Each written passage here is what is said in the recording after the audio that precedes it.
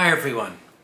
Since the beginning of last year, when I presented a medal from Idris Shah Foundation to David Attenborough for his work as an inspiration to us all, I have found myself thinking a lot about the environment and, more importantly, about concrete ways that we can all make a difference.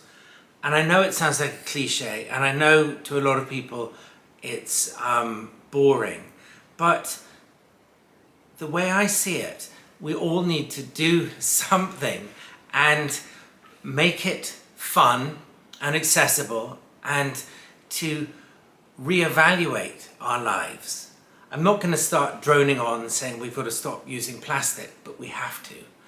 And I'm not going to say that we're all guilty, although we are.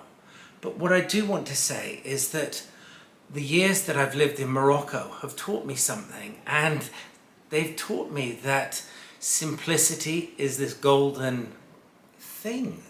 We don't need 100 gazillion products bought on Amazon or in a supermarket.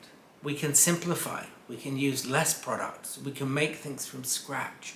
And I actually set out to say in this message that living in Morocco reminded me of a time when I was a kid in the 1970s, when you couldn't get every specific product you could ever imagine because they hadn't been invented or they were too expensive. And so we used to make stuff, at our house. And I know when I told my kids, they went, we didn't even buy plastic bin liners. We lined our bins in newspapers, and then the bin people would come and empty them into their truck. And looking back at it, the childhood that my sisters and I enjoyed was a childhood fashioned from or through the lens of parents who had been, they'd grown up during the war, and their lives have been a lot simpler in terms of what was available. And living in Morocco reminded me that there's something so joyful about cooking a meal from scratch, or even making your own clothing, or making, if you need a bookcase, make it yourself, buy some wood and do it. And the point I think I'm trying to make now is that in our society, in Northern Europe and the United States and our societies, we've become incapable.